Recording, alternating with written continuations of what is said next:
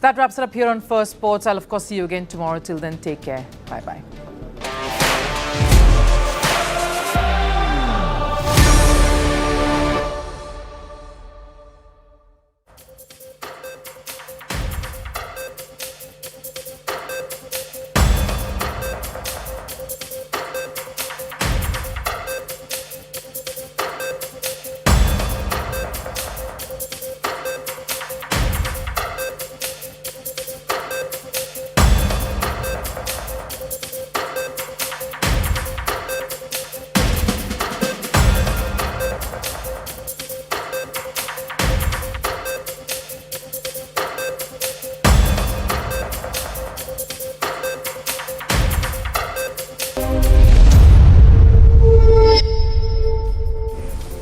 Hello and welcome to Firstpost America, your home for the biggest stories shaping the US and the world. I'm Cary, Johnston, live from the Firstpost studios. Our top story on the show today. The latest round of nuclear talks between the US and Iran begin in Geneva, but will a compromise be reached? Also on the programme, another attempt to resolve the war in Ukraine, with territory and security guarantees high on the diplomatic agenda. A Texas conservative sparks outrage after posting a Hindu temple video, igniting a row over immigration and H-1B visas. And Donald Trump insists he's in the clear, but questions over his links to convicted sex offender Jeffrey Epstein just won't go away.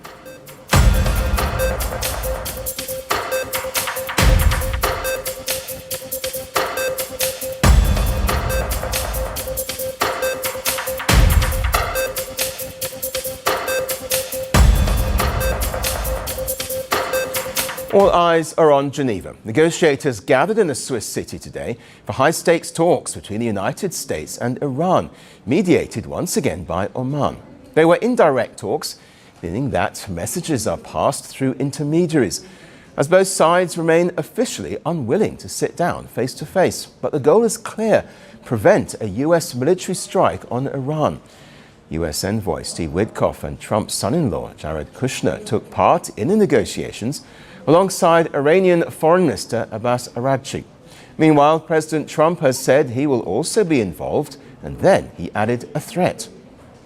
What are you expecting from these Iran talks in Geneva tomorrow? So I'll be involved in those talks indirectly, and they'll be very important. We'll see what can happen.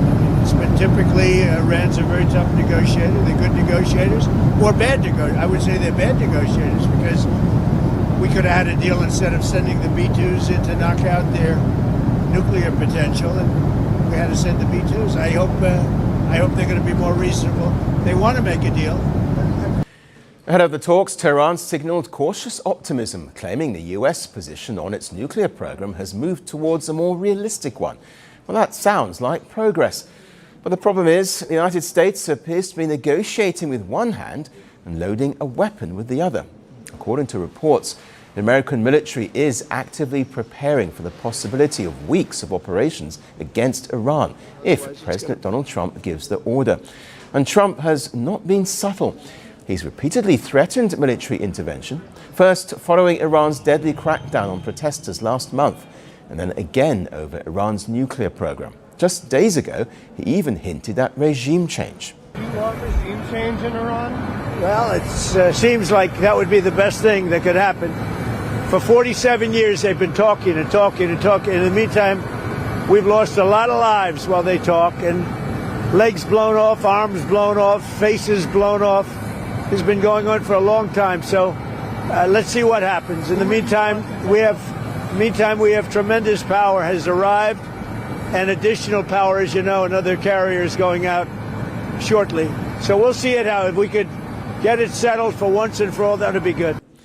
At the same time, Iran is flexing its own muscles. Today, Iran's Ayatollah Ali Khamenei threatened Washington, saying it will not succeed in destroying Tehran. He also warned that US warships in the Gulf can be sunk.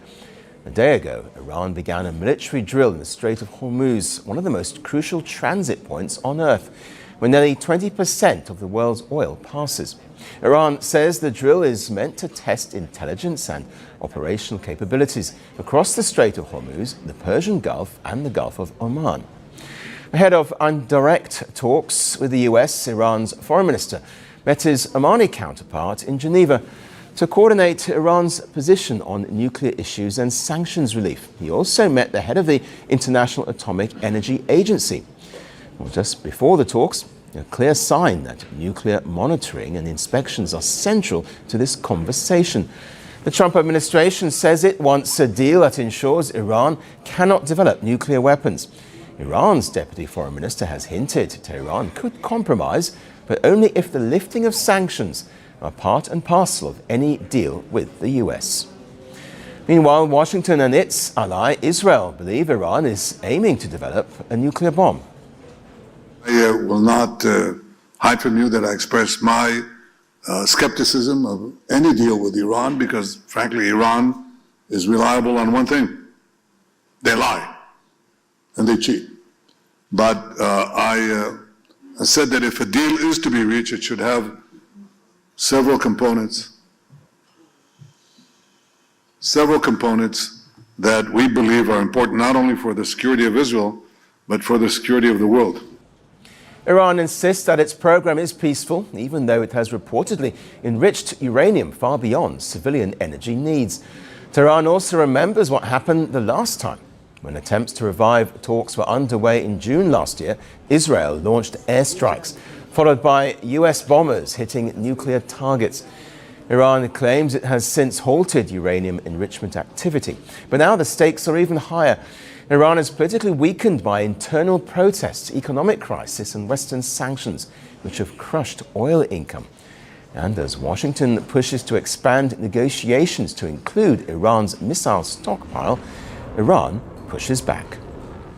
So Geneva is not just a meeting, and what makes it high stakes is not just what Iran is willing to give up, but what the US is willing to do if Iran refuses. The question now is simple. Will Geneva result in agreement or disaster? While American and Iranian officials held their second round of nuclear talks, another high-stakes meeting unfolded in Geneva. Russia and Ukraine sat down for their third round of trilateral talks, brokered by the US. But it's clear to anyone who has been monitoring this conflict that Russia, Ukraine and the US rarely agree on anything. The three parties are expected to continue their closed-door talks until tomorrow. US President Donald Trump, who once famously claimed he could end the war in 24 hours, has described the negotiations as easy. You're going to have Ukraine talks tomorrow as well in Geneva with Witkoff and Kushner. Yeah. What are you expecting there? Is there? Well, they're big talks. It's going to be very easy. I mean, look, so far, Ukraine better come to the table fast. That's all I'm telling you. We are in a position, we want them to come in. But what Russia is demanding does not seem easy at all. The main sticking point is territory. Russia wants Ukraine to hand over the remaining 20% of the eastern Donbas region that Moscow has still failed to fully capture. To understand why this is such a big issue, we need to understand what the region represents. Donetsk and Luhansk together form the Donbas, once Ukraine's industrial powerhouse. This region is packed with coal, steel manufacturing and infrastructure, connecting it to the Sea of Azov. Through rivers and man-made canals, it also holds fertile farmland and mineral deposits. And it was here in the Donbas that Russian President Vladimir Putin's destabilization campaign began back in 2014, after Russia annexed Crimea in a covert military operation. Putin has now spent almost 12 years trying to take full control of the Donbas through military force. Yet despite Russia's overwhelming manpower and firepower, Moscow has still failed to seize the region entirely. Russian troops control nearly all of Luhansk, but in Donetsk, they've only captured about 70%. While Putin and his aides have repeatedly threatened that if Ukraine doesn't surrender the territory, Russia will take it by force. But the truth is, Russian advances have been painfully slow, and President Volodymyr Zelensky has repeatedly refused to give up land. We can't just can't withdraw from our territory or exchange our territory, one piece to another piece of our territory. It's something a little bit crazy. Sorry, and that's why this is not just a land. 200,000 people there. However, Kyiv and its European allies have hinted at a possible compromise, with some analysts wondering if Ukraine would be willing to accept the current reality on the ground in exchange for a temporary ceasefire. The location of the meeting also matters. This is the first time these talks have been held on European soil after earlier rounds in Abu Dhabi and Istanbul. Russia's delegation is led by Vladimir Medinsky, a Putin aide. It's a choice that has already lowered expectations.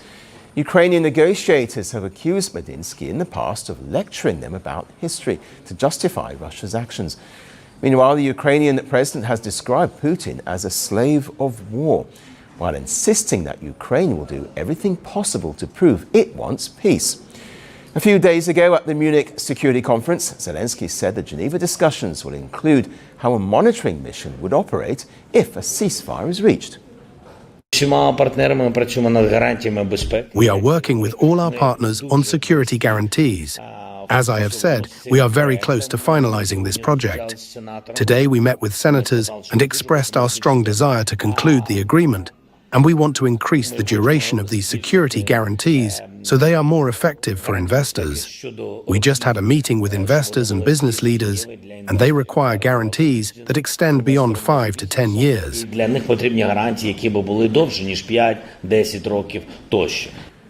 Well, even as diplomats trade proposals in Switzerland, the fighting on the battlefield continues. Just the night before, Russia launched hundreds of drones over Ukraine. So now the world is left waiting to see whether Geneva becomes the first step towards a genuine peace, or is just another round of talking that produces no change on the ground. Well, still to come on the programme, the collapse of the crown, and the weight of the universe is just too much.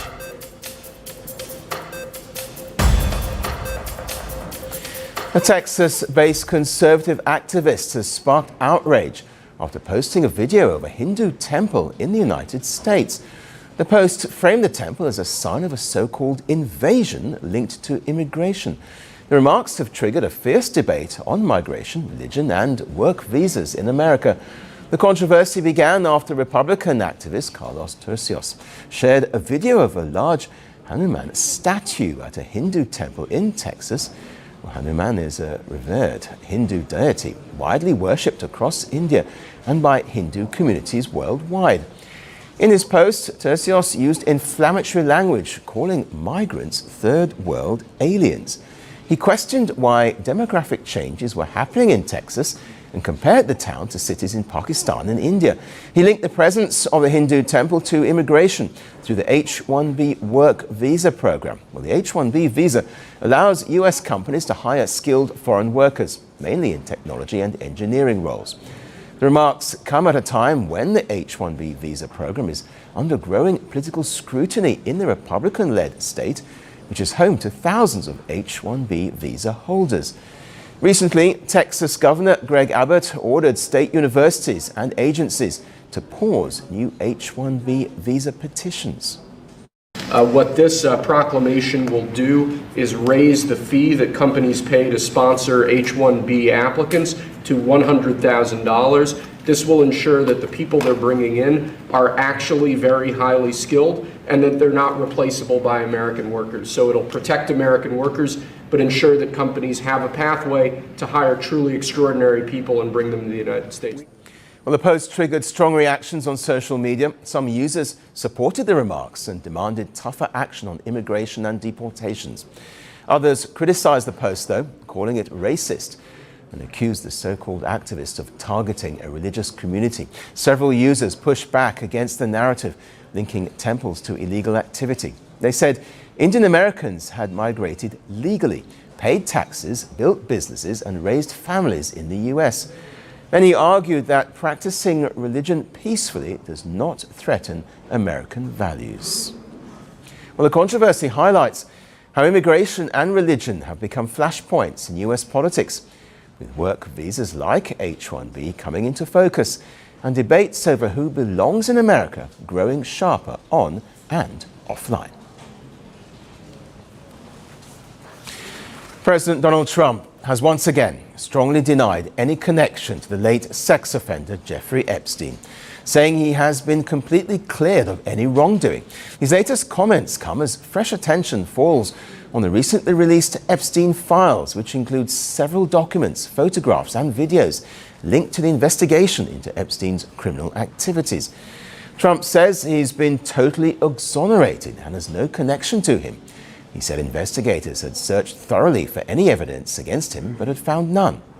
I have nothing to hide. I've been exonerated. I have nothing to do with Jeffrey Epstein. They went in hoping that they'd find it and found just the opposite. I've been totally exonerated. In fact, Jeffrey Epstein was fighting that I don't get elected with some author, a sleazebag, by the way, and I've been totally exonerated.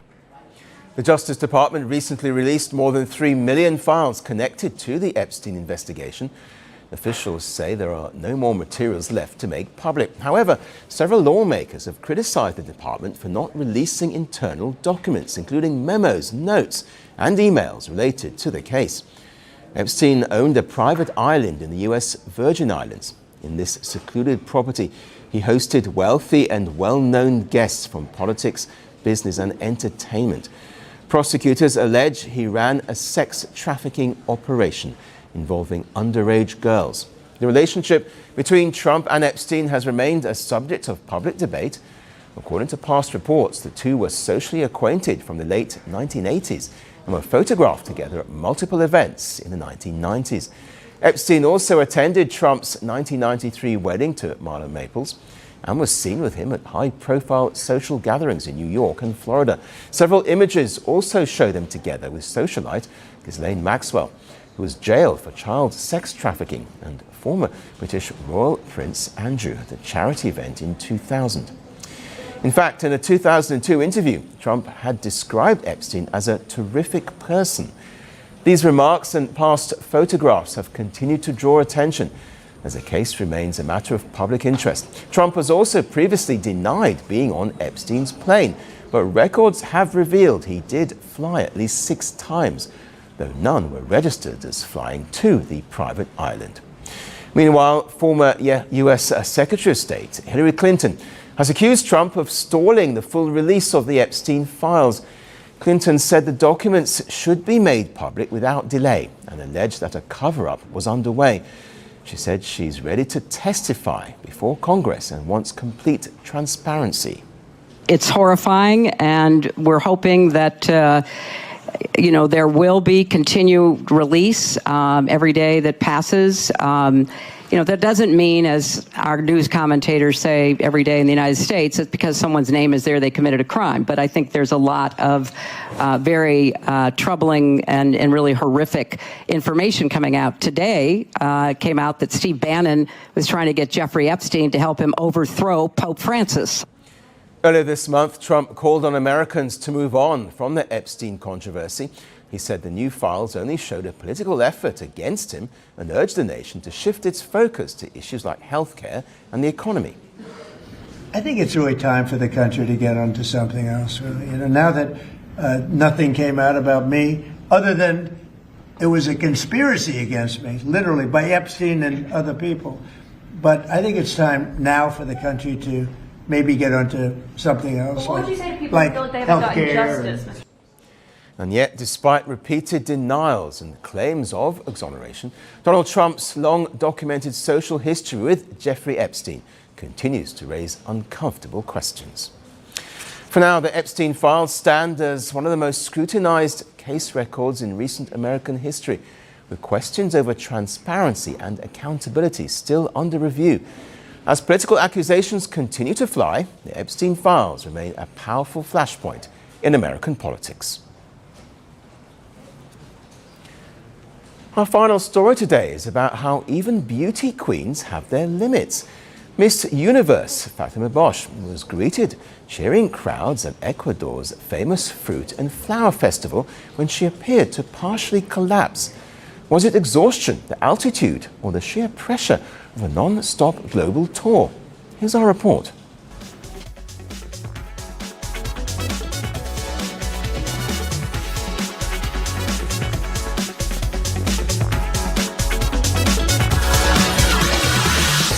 Beauty pageants sell a fantasy. Perfect posture, permanent smile, gravity-defying poise, and the supernatural ability to wave continuously for hours without blinking, sweating, or questioning life choices. Reality, however, occasionally interrupts the choreography. Fatima Bosch, the reigning Miss Universe, was in Ecuador's Ambato for the city's famed Fruit and Flower Festival. However, after some time, Bosch's body opted out of performance. Videos circulating online show her trying to steady herself by gripping the railing behind her. A second later, the mint-colored gown folded to the floor as the title holder dropped to her knees on the float. A woman rushed onto the platform as the float stopped briefly. Bosch remained conscious and spoke to the woman while onlookers watched the incident unfold. The float kept moving, and so did she. A few hours later, Bosch took to her social media to give an update about her condition. She thanked her supporters for their concern and affection following the incident. The fainting episode I experienced was momentary and the result of exhaustion. I am doing well and will continue with my scheduled activities with responsibility. According to the Miss Universe's head of communications, the incident was just human. Bosch experienced a brief episode of lightheadedness after several hours of outdoor participation. As a precaution, she was immediately assisted by her team and local medical personnel on site.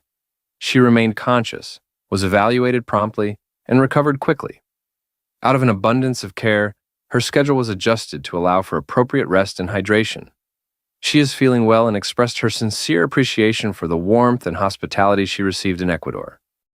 Being Miss Universe is essentially a global endurance sport disguised as glamour. Bosch is currently on her international world tour, a marathon of cultural visits, charity appearances, speeches, travel across time zones, and endless outdoor ceremonies. Add stage lights, tight gowns, minimal hydration, and altitude. And the body eventually files a complaint. Bosch was Mexico's representative at the Miss Universe contest in 2025.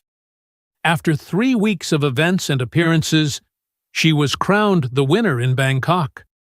Pageant winners are expected to look effortless while performing something physically demanding, standing motionless for long periods, smiling under heat, and greeting thousands without pause. It is less a beauty contest and more a traveling diplomatic roadshow conducted in heels. In a world where public figures are expected to function like polished mannequins, a brief collapse became oddly reassuring. Even Miss Universe occasionally needs water, rest, and gravity's permission to keep waving. Well, that's it on the show. We'll be back tomorrow at the same time. Thanks for watching. Bye-bye.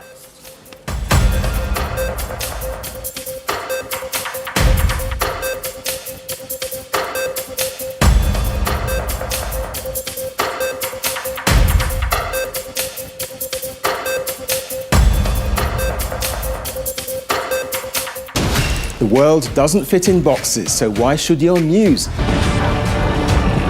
battlefields to negotiation tables, from internet outrage to real-world injustice.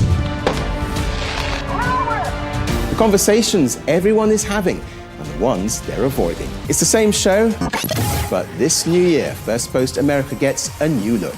I'm Cary Johnston, and this is Firstpost America.